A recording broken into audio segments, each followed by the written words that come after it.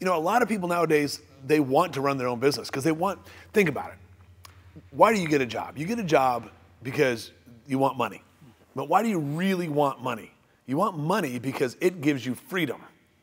Because if you've got $1 million in the bank and you're working 20 hours a day, 7 days a week, what's it matter? You don't have time to spend the money. Money gives you freedom to do, ready for this, what you want, when you want, and most importantly, who you want to do it with. Because when you're working with jackasses, it's tough, right? But when you work with people who you want to work with on a schedule that you want to do it with, good things happen, right? And I'm fortunate that that's pretty much my life and I've had both, but the freedom part is wonderful. So the biggest thing, it's really not for everybody. Everyone wants it, but most aren't built for it, which is okay. You can also be an owner of your job, right, of your position. But to be in that, if someone wanted to be in a business, a young person comes to me and says, I want to be in a business, one, we got to figure out what that is. They usually know it if they're at that point, what they're passionate about. And the biggest thing of all, go work for somebody doing that. For the love of God, don't start yourself. Do not start right out of the gate doing it yourself because you're going to screw up. And in my world, when we screw up, we write checks. All right? They're very expensive screw ups. And I tell them, go work for somebody, do the job. Worst case, you get fired if you really screw up. Okay. But they still pay for it, not you. And as you're doing it, you can learn what they're doing right and more importantly, what they're doing wrong.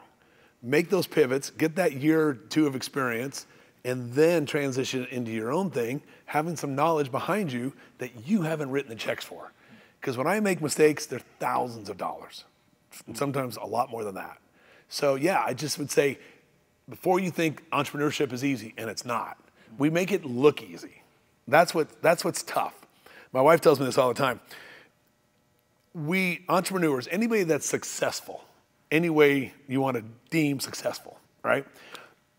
We make it look easy because one, we don't want to talk about what it took to get there because we don't want to remember it, right? But the reality is, as an entrepreneur, it's this, is you got to, the question is this, what are you willing to do to get what you've always wanted? Let me say it again. What are you willing to do to get what you've always wanted? Most people are not willing to do what it takes because A, they don't know, and when they find out, it's a lot more brutal than they think. The reality is people like me, people like you, people like anybody that's successful in any way you deem it, are willing to do whatever it takes as long as you've got to do it. And if you think you can outwork me, outthink me, out whatever me, you might, but I will die trying. All right, let me tell you, I will just go. And again, if we got to do this video at 3 in the morning, I'll be there. Whatever it takes, I'm willing to do. And most people are like, this is my weekend. I'm not doing that. Well, then you're not going to be an entrepreneur. That's what it takes. And it takes a mentality of failure is not an option. You know, the old adage is if you want to take the island, burn the boats. You burn the boats because failure is not an option for me. You know, one of the things I say is using analogies, and I use a lot of analogies, is you've got to get in the building. You know, and one day I was in Iowa, and a friend of mine and my best friend were there, and she wanted to show me this college that had a huge aviation department. So we drove way out of our way to go see this place. It was a 4:30 meeting, all set up. The three of us walk up to the front door, and big building, like a 200,000 square foot building. The door's locked. And we're looking in the windows, like, seriously, we just drove this far and it's locked? So we're standing there, and I'm like, I didn't mean to. I wasn't thinking, I'm going to be, all this, all that. I just thought, I'm getting in the freaking building because I didn't come all this way to not be there. So I didn't think about it at the time. I just started walking around the building, checking doors. I probably would have crawled up on the ceiling, but I found the door in the very back. It was open. Then I just acted like I owned the place, walked my way, aimed to the front door, got to the front door where my two friends were still waiting. I opened the door and I'm like, I bet you're surprised to see me. And my best friend said, nah, Steve, I'm not surprised at all. Because he knew I would get in the building. What blew me away after I thought about it is why were they still standing there? Did they think the door was going to magically open? That's most people. It's not. It's not going to open. You're not going to magically be an entrepreneur. You're not going to magically be successful. You've got to kick, scrape, crawl, spit, whatever you got to do to get where you got to be. And I'm going to get in the building.